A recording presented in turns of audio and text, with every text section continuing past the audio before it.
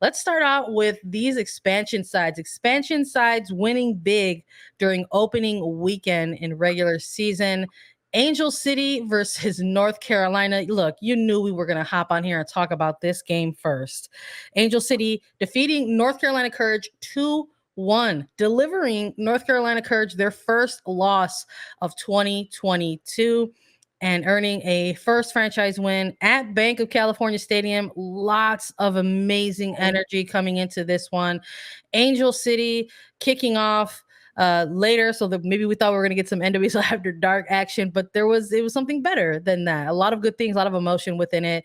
A very, very dope pregame show that was put on between the club, the league, and CBS Sports Network. Loved watching that. I just from minute one of the pregame show, Lisa, honestly, all the way through the final minute of stoppage time, I just was captivated. For is the best way I can put it. Just absolutely captivated by what we were all witnessing in this game. It was fantastic. I think we do have to talk about the pregame show just a little bit, because that was really what started the whole entire fanfare. I mean, selling out Bank of California Stadium was huge for Angel City. All of the investors being there for Angel City on the field, the pregame show that happened, the incredible whip around show that they did. They had Lori Lindsay on the pink carpet interviewing investors, in Billie Jean King and Abby Wambach and Jennifer Gardner, to Marissa Pilla hosting it, also interviewing people randomly as they kind of came to her. The signing of the NWSL CBA on national live television, which for those of you who maybe didn't see some of the tweets going on, I'm very close with Marissa. She's my Philadelphia gal pal. And I texted her and I said, you are doing a fantastic job during this pregame show. Great job. Can't wait for the game. Like, excited for all of this. And minutes before the CBA was signed, Marissa was told that the CBA was going to be signed, like seconds before. I shouldn't even say minutes, seconds before. So she's talking, and all of a sudden in her ear, the producer is saying, actually, Megan Burke and Jessica Berman are going to sign the CBA on television. Can you just tee that up? I love that. She had to react on the fly, throw it to Berman, throw it to Megan Burke, ask some questions, sign the CBA, and go on from there. I know Jen Hildreth tweeted about it. Allie Wagner and Jen on the call, they did a fantastic job. I mean, we have to start with the fanfare that was the entire pregame show. It was really well done. Angel City has risen. They've rose the bar for how an expansion side needs to come into the NWSL, because we've talked about this a lot, Sandra. There was so much fanfare around this club, the investors, everything they were doing, but could it translate to the pitch? Because really, that's what the NWSL is about. That was our biggest burning question in our preview about this team. Exactly. You have a lot of build up to this day. Yes, you have to be able to pay off. You have to be able to put the product onto the pitch and compete. And Angel City won. North Carolina Courage. I was a little bit shocked. The opening goals coming in the first 2 minutes and 30 seconds from Angel City.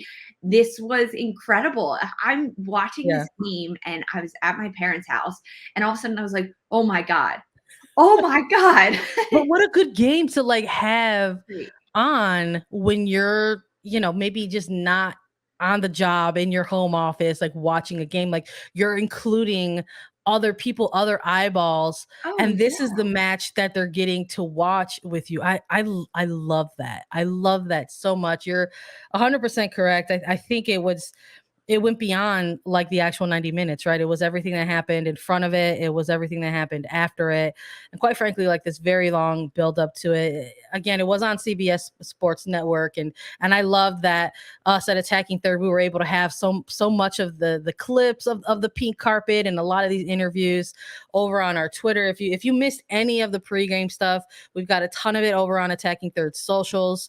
You can go to cbssports.com, wrote up a lot of stuff there for you all in terms of recapping this historic event. So if anybody missed anything like this historic CBA signing on cable television, you can go ahead and take a look at it there. But I love that little anecdote that you shared with us. It's just sort of watching it happen in real time. And it just sort of felt like I don't think anybody was anticipating that. And all of a sudden it was happening. You had like the new commissioner, executive director Megan Burke, and Marissa Pillow as the witness, I guess, right?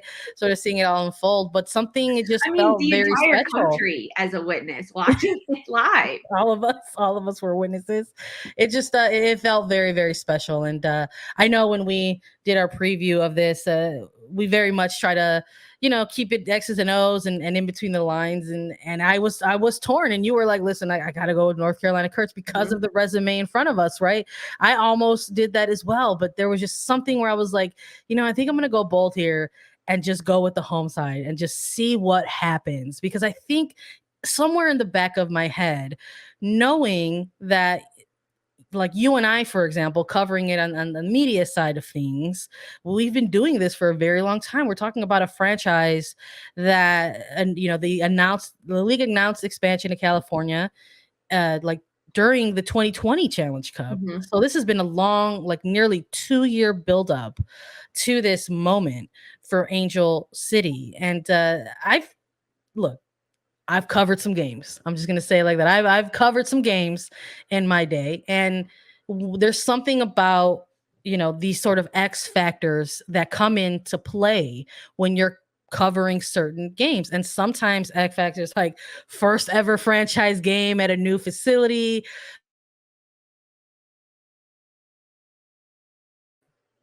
I got muted by you, buddy.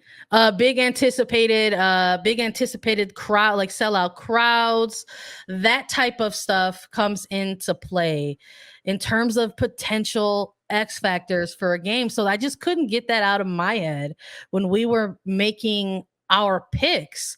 So making the picks, I was just thinking about that a lot. I said, there's gonna be a lot of like, I don't want to call it like hoopla or unnecessary stuff. All of this stuff needed to be celebrated, and I'm glad that it did.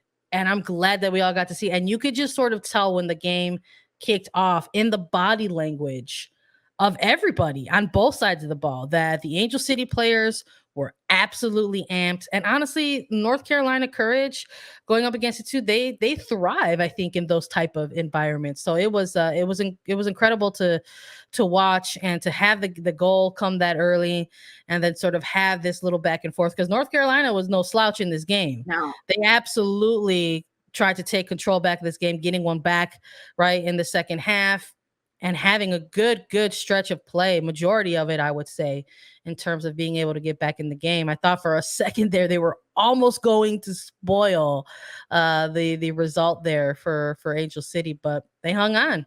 They hung on. Yes. Huge defensive performance. Got to shout out Herrera, Oh, yeah. Spencer on the back line. But thrilling game. Love that this was the game that kicked off the regular season. It was the best game to kick off the regular season. And yeah, the hoopla of it leads into it. But the soccer on the pitch, North Carolina ended up starting a number of rookies that got their first starts in Gray and Berkeley, which I was a little bit surprised to see from Sean Nahas to do that. However, maybe he's seeing different things in training and the conversations he's having with these players. I don't think that changed anything. If anything, it made those two rookies that much more prepared for the rest of the regular season to come, because I don't think any player has played in that type of environment before in a Bank of California stadium with that type of energy and the fanfare and it being a nationally televised game. But I think on the pitch, North Carolina fought very hard. And if they could have just held on those first 10-15 minutes, it would have been an entirely different game. But Angel City had so much momentum, and that's where they were able to get their 2 goals in those first 13-14 minutes of this match, and that changed everything. But moving forward, I can't wait to see these two teams play again, because Angel City, they came out on top, but they weren't the only expansion side to do that. No, they weren't. But shout out to Angel City kid picking up the win. Welcome to the show. We got to go through for the other expansion side team, because they also picked up a win. San Diego Wave FC kicking off their regular season on the road in Houston, taking on Houston Dash, walking away with a narrow win, but it's a win, getting 1-0 over the Dash. Lisa, in this one, it almost sort of felt like maybe there was just going to be a split result in this one, but San Diego Wave had other plans. Oh, that's exactly what it felt like. This game was slower to get the start going between these two sides. It was a lot of back and forth, but not super quick. Whereas we saw that in the Reign Washington game, it was all fast pace, pedal to the metal. This one was a little bit slower. We've had a lot of question marks about Houston Dash throughout the Challenge Cup, and now heading into this match against San Diego, they were without head coach James Clarkson. So they had some coaching turnover, had to have an interim in that position to start this match. But this game came down to the final minutes. In the 86th minute is when San Diego was able to get on the board first. And this came because a slew of substitutes happening for both sides. Katie Johnson for San Diego, she gets subbed onto this match in the 85th minute, and then she gets the assist just a minute later in this attacking moment for San Diego Wave. It was serviced into the box. Johnson flips it on, and then Jodie Taylor gets a goal for San Diego Wave, finding the back of the net. I think Jean Campbell had a good match in this game for Houston Dash as the goalkeeper. She played really well, especially going up against Alex Morgan, Sophia Jakobsen, who probably could have had a goal for San Diego in this opening minutes of this match. She almost got snubbed up under Jane Campbell, and then it ends up being saved off the line by Houston. I think that Sophia Jakobsen is going to go back and watch that breakaway that happened early in this match against Houston and fix some things, because that should have been a goal. She should have scored that. She should have finished that. We can see the growing pains for San Diego as an expansion side in the NWSL. Now, they were able to get away with a win in this one. There are so many different learning points between trying to slow down Maria Sanchez for Houston Dash and prevent services. Prevent services into the box. That's all you have to do against Sanchez. And it's very difficult to do. It sounds easy, but it is not at all. So this was a good test for both of these sides, but a huge congrats to San Diego for getting the 1-0 win over Houston in this match. Houston, they've got an uphill battle to climb throughout this regular season. You know, I hear you on that. I if memory serves me correctly, I don't know if you have your handy dandy notebook with you, Lisa. But in terms of the picks in this one, did I have this one as a draw? No, we both picked San Diego in this one. Both picked San Diego in this one. Because listening to you close out on that and say, Houston's got some things to work on. I'm with you on that. I just wanted to see a bit more from the home side, I guess. In this one, we're talking about this coming off of a game where we were just talking about Angel City and how some of the other X factors off of the pitch might have played into that, but first game of the regular season, coming off of a Challenge Cup where there were some small bright spots, even though they did not advance into the knockout rounds, but some good individual performances that they could have hung their hat on, right? We're talking about Maria Sanchez being one of those.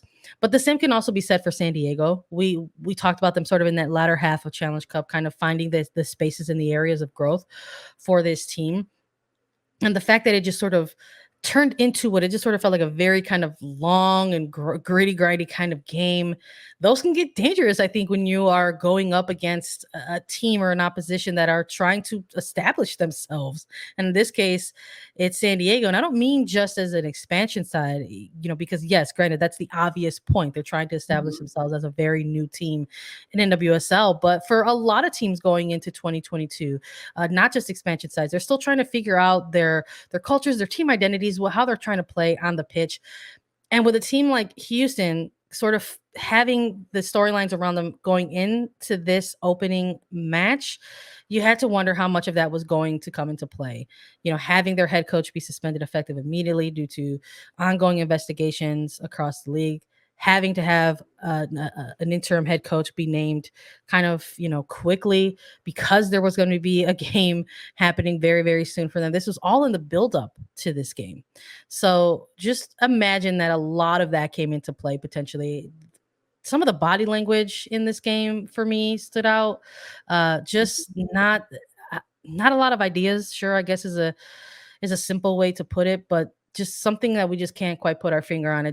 There wasn't a lot of cohesive soccer, I think, being played from Houston on this night that we saw. And maybe that's, due to the fact that they are unfortunately dealing with some off of the field issues right now. So I hope that this is maybe just game one, right? Week one, game one. It's something that we hear these players talk a lot about. You gotta quickly, you have to have a quick memory loss in this one. You got to put it behind you and Exactly. move forward. So my hope is that Houston can do that, because I think when I look across this roster, they've got some pretty talented individuals. Where we've talked a lot about this attack having somebody like a Maria Sanchez alongside somebody like a Nichelle Prince or a Rachel Daly. But unfortunately, that just didn't shake out that way for them. And I hope that moving into week two, we see a little bit different ideas, a little bit different tactics from Houston, and or even if I think if the next game that they have, maybe that there's even different body language, I think might be considered a plus for them compared to this one. Because for San It starts. Diego, oh, did I lose you? No, I'm here. It Oh, sorry. starts for Houston. It starts with the mindset that they have heading into these games, that they need to be able to say, we're going to play as a team. It can't be individual performances that lift Houston, because it's not going to work. Although Rachel Daly is an incredibly good player individually, and so is Maria Sanchez, so is Katie Naughton. Jane Campbell has really good moments. They need to play as a cohesive unit, because Shea Groom can't do it all in the midfield. Rachel Daly can't do it all up top. They have to go into one of these matches and say, this is going to be a collective effort for 90 minutes and see what the product comes out onto the field, because they can't rely on one player to do everything. No, I'm with you. And it's almost like maybe you're looking at the other side of the ball. Maybe you're just like, well, they had San Diego didn't really, make their breakthrough until they had a substitution and they made that impact, which listen, I loved to see it. I got to cover Katie Johnson for a few years in Chicago when she was with the Red Stars. She's absolutely more of this collaborative type of player. And it did not surprise me at all when she came in and made the impact and got credited with the assist for this one in San Diego. But we have to tip our hat to the expansion sides. In this one, when we wanted to kick off the show, we said we have to talk about how the two Cali teams came out here and got a result. So congrats to Los Angeles, San Diego, picking up wins in their very first NWSL regular season matches.